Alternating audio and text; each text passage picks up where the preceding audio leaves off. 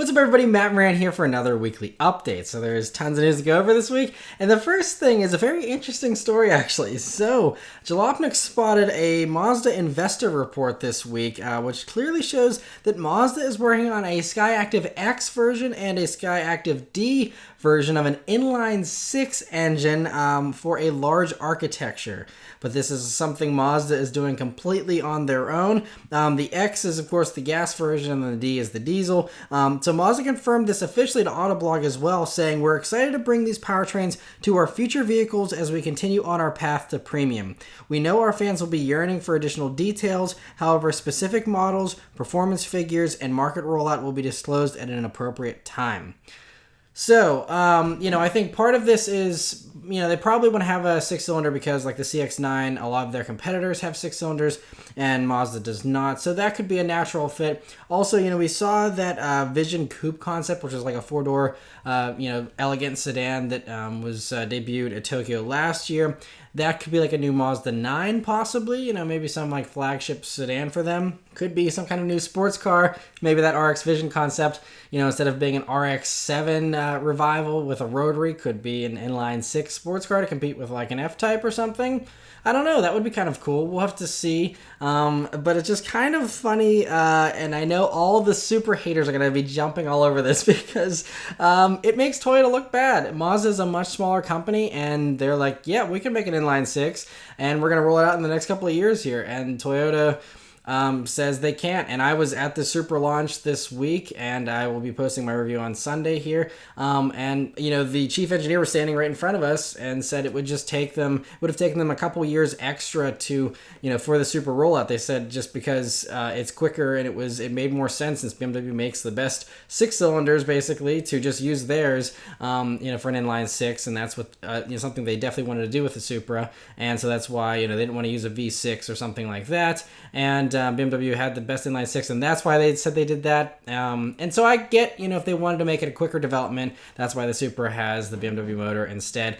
But they could have done their own and started that from the beginning. And it sounds like, Mazda possibly could just be adding two more cylinders onto their four-cylinder. And I don't know why Toyota couldn't have done that as well. But, I can't say any driving impressions until Sunday on the Supra, so I can't elaborate any more than that. But it's very interesting that as the Supra news is starting to come out, Mazda's like, oh, by the way, we're doing a six-cylinder. It's just kind of funny. Anyway, a little bit of shade there by Mazda, maybe. Who knows? But, hey, Mazda's an awesome company, and so great to see him doing that. And some other engine news here, though. According to Automotive News Canada, Ford is slowing down V8 production for the F-150, actually, due to low demand for that engine and the higher demand for the EcoBoost instead. And so, they're scaling back shifts and stuff at the Ontario plant that builds the engine. And so this will be interesting to see how this develops, because if it continues to be that V8 demand falls off for the F-150, then the Mustang is in trouble, because, the F-150's always subsidized the V8 kind of development costs in the past couple of decades, honestly. And so if you don't have that subsidization going on, then Mustang, it might be harder to justify them doing a unique V8 if it's only for Mustang, and they can't justify it for the F-150. So hopefully the F-150 keeps the V8 around. If not, it might get interesting in a bad way. We'll have to wait and see. In other F-150 news, though, there's a new 2021 version that was spied for the first time in what looks like pretty much production bodywork this week as well. So as you can see, it appears to be an evolutionary change and could use the same platform even as the current F-150, but does have some large changes. For example, you can see that the signature dip in the front doors on the current F-150s isn't present on this prototype. It's just, straight like any other door. And so that's an interesting change. There's also an odd lip at the back of the roof, which I'm guessing is for aerodynamics or maybe better fuel economy or something. I don't know, but that's something that stands out as well from the camo here. Production is rumored to start not until late 2020, but with how far along this looks, I have a hard time believing it's that far away. I'm guessing it could even be, sometime even before the end of this year, but who knows? We'll have to wait and see. We did know that they're talking about an electric or hybrid F-150s coming next year, so it could be that we see some of those first in concept form, and then we get the normal F-150 later, or vice versa. Who knows? But anyway, interesting to at least see that prototype running around. The last bit of Ford news here is that according to automotive news reporter Michael Martinez, Ford CEO confirmed in an investor meeting that the Bronco will be getting a hybrid version. And this isn't super big shock considering the Wrangler is going to be getting its like mild hybrid plug-in version. There's other Jeeps coming out that are going to be hybrid and stuff. So this is going to keep it competitive. But when Autoblog reached out to Ford, their official statement didn't confirm this. Instead, they just stated that they already confirmed several hybrids, and they're like, oh, the Mustang-inspired crossover that's electric, and oh, we're going to have hybrid Escape. We just announced it. Like, yeah, that's not news. So they basically just danced around it. But then they did say at the end of their statement, they'll have more news to share about additional electric and hybrid vehicles in North America and globally later this year. So that gives us something at least that, there'll be some type of new EV or, some type of announcement like that towards the end of this year, maybe. So interesting to see that. But we'll have to keep waiting for confirmation in the meantime. The Bronco was spied again. And this week, thanks to spy photographer Brian Williams. And it's still just a rough mule based on the Ranger here, but there are some underbody shots of it that show us a little bit, but not a lot. But the intel, according to Brian Williams, is that in addition to it being body-on-frame construction, of course, it's going to be getting coil spring solid axles in the back and in the front, which is a difference from the Ranger, of course. And so this is really going to be a true Wrangler competitor, it sounds like, with all those solid axles. His sources also claim it's going to have a Dana Spicer Avantech axles. That's all Greek to me because I'm not into the off-road world. But it's going to have those. It's going to have a Dana 33 diff in the front and then a Dana 44 in the rear. So that's, again, very similar to like a Wrangler in its setup and stuff. And so they actually said, I think that some of those mechanicals are going to be built in Toledo, like right down the street from the Wrangler factory, supposedly. So that's going to be pretty wild if that's the case. But it sounds like they're really trying to get everything right here to make this, again, a true, proper, Bronco revival, which is awesome. And some other truck news. FCA has their earnings call this week. They just had it. And according to Automotive News, again, their CEO, Mike Manley from FCA there, said that not having a mid-sized Ram pickup is a clear hole in our portfolio and that he wants it fixed soon and that the Ram team is focused on it, but it needs to be a cost-effective program in a region where we can build it with low cost and still be applicable in the market. So that, makes everyone think they're going to try and build this, in Mexico or something, and it's going to be, again, a little more cheaply made and just try and find ways to cost cut and stuff like that. So we'll have to see. I mean, it seems like the midsize truck market continues to stay hot. And so, with the next-gen Ranger already, under development and stuff, I think it's, it definitely would make sense for Ram to get into that. Of course, they have the new Gladiator truck. But, for those who don't need the epic off-roadness of, a Wrangler platform, have something a lot cheaper that's going to be, still a very good truck. Makes a lot of sense. And so, interesting to hear that. Some other FCA news, though, is that Dodge made a one-off Durango SRT Pursuit, they're calling it. But this got the Hellcat Redeye engine in it and all-wheel drive still. So it's supposed to be a support vehicle, they nicknamed Speed Trap here, that's going to be supporting the One Lap of America thing where, all the race cars that are, street legal, they drive from one track to the next, and it's like a 4,000-mile event. And so this is going to be the vehicle following them along and all that, which sounds like a really good way to kind of test this platform and this, powertrain here in the Durango. We'll have to see. In addition to the 797 horsepower that this Durango has, it's also going to be it gets lowering springs that are also one-off custom lowering springs. It also gets 11-inch wheels with 305 wide tires from the Challenger wide bodies and then brakes from the Jeep Trackhawk. So it's very well rounded. This sounds very much like it could be a production package. And so we'll have to see if they end up making this. Even if they just put it in the Jeep Trackhawk would be cool, but I really think the Durango could use this since there is no faster version of the Durango other than just the normal naturally aspirated V8. Having, a red-eye version of the Durango would be very, very sweet. So we'll keep our fingers crossed that this is just a thinly veiled teaser for a production model. But right now, it's just a concept and a one-off. But very awesome to see nonetheless. McLaren also put out a teaser video this week for their new McLaren GT, which reveals it's going to, be a very good-looking vehicle. That's one thing that's safe to say, I think, here. We have a few close-up shots in the video here of the car, and it looks awesome from what we can see so far. It also reveals the release date, which is going to be coming this Wednesday, the 15th, so we only have a few days to wait here for this. It's amazing how fast McLaren rolls out cars. It is unmatched, I think, in any industry, in any segment. I mean, it's just insane. It's like every 3 months there's a brand new McLaren coming out. It's awesome. But the only thing I will say is I really hope the final name isn't just McLaren GT, because I am really starting to get tired of every single car company having multiple GTs in their lineup. I mean, Mercedes has them, of course, Ford, but then it seems like everywhere there's like GT everything. Like, come up with something else. I don't know. But it's going to be a phenomenal vehicle, I'm sure, regardless. But anyway, we'll have to wait and see more details here next week. And of course, we'll be covering the full reveal in next week's weekly update. Other supercar news here is that according to Motor One in Ferrari's financial call, everyone was having financial calls this week apparently.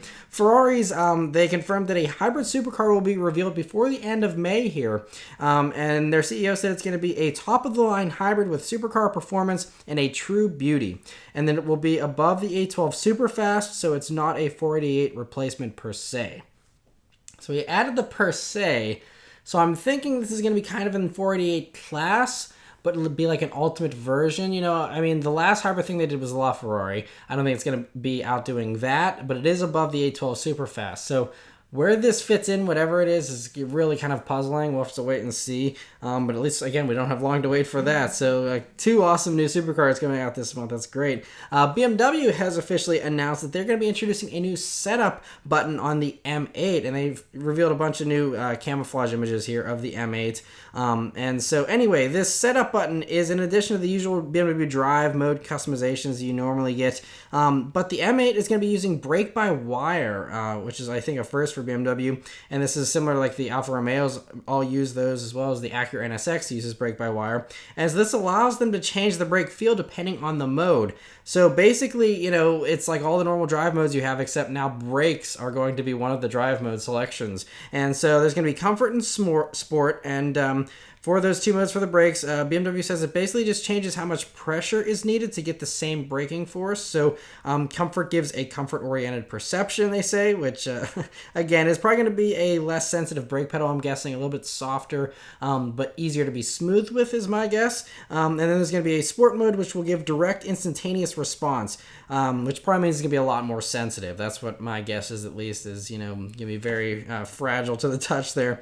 And so hopefully there's still some kind of feel to it, though, because I think the Alfa Romeos, the Giulia, it felt okay. It was a little tricky to be smooth with whenever you're coming to a full stop. That's the only thing that I cannot complain about with the Giulia and the Stelvio. So, but also, especially something like the M8, it would be important to make sure you have feel so that if the brakes are fading on the track, you're not completely oblivious to that, and oh, my brakes are fading, I need to chill out on the braking. And so BMW says they claim that there's still going to be feedback during wet road surfaces, significant lateral acceleration, or high brake temperatures, for example. So they are, obviously aware of that and wanting to make sure that that isn't sacrificed. We'll have to wait and see how well it works, though, in reality. There's also going to be a track mode in the M8 that turns off the infotainment and driver assistance stuff completely with just one button press, which is awesome. And it also gives a unique gauge cluster layout that will give you more temperatures and stuff, again, for track driving. They also suggest that these features are going to be coming to other M models eventually as well. So hopefully they get this stuff right, because if like the new M3 has this brake-by-wire stuff too, it's going to probably be something where if it's not 100% perfect, the M3 fans are really going to be upset about it. So we'll have to wait and see how that pans out, but very interesting development nonetheless. Speaking of other models, though, BMW has teased the 2028 Series Gran Coupe, and it'll be revealed at the BMW World event in Munich, which goes from June 25th to the 27th. BMW has also said that a production model of this 8 Series Gran Coupe will be on sale in September, so a very quick rollout. And what we can see there, it looks exactly like the concept that we've already seen. You don't have to use much imagination here. It's going to be basically the same exact 8 Series front and back end. and then the sloping roofline like we're used to in the 6 Series Gran Coupe and stuff that's now discontinued. And so that's basically what you can expect here, and it should be a very beautiful car, still nonetheless. Other four-door coupe news, though, while we're talking about these, an image of the 2020 Mercedes-AMG CLA 45S was leaked on the German Mercedes configurator site for the 35 version of the CLA, as this was discovered first and reported by Auto Build and in Germany there. And so it shows everything we expected, basically. I mean, you only have that one shot there, so don't have a lot to go off of, but you can see it has the quad tips, which we know is the 45's thing. The 35 has the single tips there, the dual tips, just one on each side. And you also see a more aggressive rear diffuser there and stuff, and that's about it. We'll have to wait for the official reveal for all the details and more images. Not sure when that's going to happen, but my guess is sooner rather than later. Because Mercedes is another company that's got a lot of rollouts this year. Another one, speaking of additional Mercedes vehicles, there's other leaked news here from Car Buzz about they actually stopped in a Mercedes dealer who fortunately gave them the dealer's order guide showing that there's going to be a GLE 580 model coming. And so in New York, the GLS was debuted with a 580 version, and that was basically the 4-liter twin-turbo V8 combined with the EQ Boost mild hybrid setup to give a little bit of additional power there. And so, in that setup, just for the gas engine alone, it did 483 horsepower and 516 pound-feet of torque. And so in the GLE, this could slot obviously between like the GLE 53 AMG, which still uses the Inline-Six with that EQ boost, and then of course the GLE 63, which is going to be the twin-turbo V8 with, probably 600 horsepower or something like that. So this could be a nice in-between model and also give people an alternative so that if you want to have more power but you don't want to have the racy AMG packaging, you can still have a more powerful version, which I think is nice to include. And again, we don't have any details, but if this is on the dealer's order guide for this year, that means this is a 2020 model, which means it's got to be coming in the next 6 months, if not sooner. So we'll have to wait and see. But anyway, interesting to hear that from Car Buzz. And Honda has a couple of announcements this week. The first is they officially announced the name for their little electric city car. It's going to be called the Honda E. Big surprise, because the prototype we saw in Geneva was called the Honda E prototype. So, and they said that was 95% production ready. And so, yeah, it's going to be called the Honda E. That's it. Makes sense, but the names, again, I wish we'd have some better names sometimes. Anyway, they haven't shown the full production version still, so we're still waiting for that. But these are supposed to be starting arriving in European dealers sometime this year, so we shouldn't have much longer to wait, again, for the full final production version. And unfortunately, it still sounds like this is Europe only, mostly because I think the range is pretty low. I think it's like 120 miles of range or something like that. And so I still hope, even if it is low range, they bring this to the States, because I think it'd be really cool still. And it still would be a decent competitor to like the base Nissan Leaf and stuff like that. It doesn't have huge range. Certainly it would still be just as good as like a Volkswagen e-Golf, something like that. So I think it'd be worth bringing, but who knows. Anyway, Honda also announced a new platform they're bringing out called the Honda Architecture. So they said it's starting with a global model for the rollout, and that's going to be announced next year what that global model is. It's going to be getting this new platform, and then it's going to be spreading to others in order to increase development efficiency, they say. And I mean, everyone's doing modular platforms. I mean, Toyota has TNGA, Subaru has their global platform. I mean, everybody's doing this kind of stuff, so it makes sense. So now we're trying to figure out, what new model is coming next year. So Honda's current global models that they offer are the Civic, the CR-V, the Fit, and the HR-V. So it's got to be one of those that's going to be getting an all-new version next year. Then Autoblog reports that it can't be the Fit because Honda announced that that's being revealed this fall at the Tokyo Motor Show. So this announcement was saying next year for whatever this vehicle is. So that rules out the Fit and the HR-V, since the HR-V is based on the Fit. So that's done. So this means it can either be only the CR-V or the Civic that's getting an all-new version next year. Now, the Civic's generation is about 1 year older than the CR-V, and so that means maybe the Civic is due a little bit more than the CR-V is, but there's that new refresh for the Civic for 2019, and the CR-V, I think, is definitely probably the better seller still. So, with SUVs continuing to grow in popularity, maybe they want to prioritize the CRV. I don't know. It just seems odd to me they would have a refresh for the Civic this year and then have a brand new one next year. Like, normally refreshes last longer than 1 year. So that's why I'm a little skeptical it's going to be the Civic. We'll have to wait and see. Either way, it seems like, both of those will probably be getting something new here in the next 2 years, I'm guessing then. The last little bit of Honda news, though, in regards to vehicles and stuff, is their CEO said that the current amount of trims in the Honda lineup is too many, even though Honda has less than a lot of other companies. But anyway, they want to keep streamlining more. So he said that they plan to cut 2/3 of the current trims to streamline production. And so, I mean, you look at like the Civic, I don't know, has maybe 6 or so odd trims. So 2/3 of that getting cut means you're basically looking at 2 trims for the Civic. Now, hopefully it's not that drastic. We'll have to wait and see.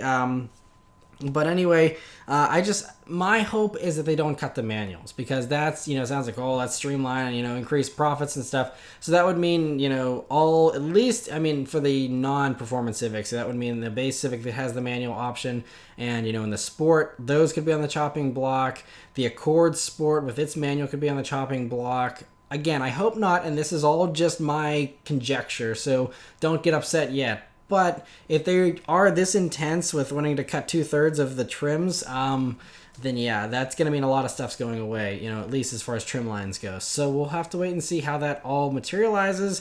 But I would just suggest, if you are on the fence about getting a manual Civic or Accord, go for it while you can. Obviously, there's always the used market, but if you want to buy one new, you might only have a few more years to do that. We'll have to see. Manual take rates are very low anyway, so you shouldn't be waiting. If you want to support the manual, get one as soon as you can. But anyway, interesting to see that. A vehicle that's also possibly on the chopping block here for the United States is the regular Volkswagen Golf. So Motor One this week reported that they believe the Mk.8 version of the Golf, which is coming this fall or winter, I talked about that last week and showed the spy shots of that last week. Anyway, they believe that the Mk.8 Golf is only going to be sold in its GTI and R variants here in the States.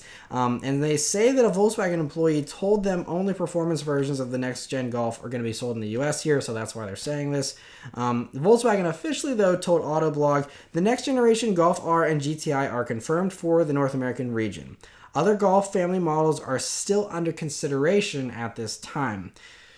So that sounds like there might be something to this report then. So, sounds like Volkswagen isn't sure if they're bringing the next Golf here yet. So, if that's the case, it makes sense though, because apparently, and I didn't even know this, but in Autoblog's report, they said that Volkswagen sold 3 times as many GTIs as Golfs last year. So, everyone's going for the GTIs and the performance versions. And I guess that makes sense. The GTI is really popular, but I thought more people were buying Golfs, but apparently not. And, with small car sales in general going down, and then, of course, the Jetta's brand new, so everyone in America here likes sedans better than hatchbacks, so they're all going for Jettas, most likely over Golfs. So, this makes sense, for them to kill it off, I guess. It's just crazy to think there wouldn't be a Golf here in the States. But anyway, at least the performance versions are sticking around, and that's what's important to most of us. In other Volkswagen hatchback news here, though, Volkswagen has put out these official teaser images showing most of the ID hatch, which now is going to be getting the name of the ID3, is what they're going to officially call it.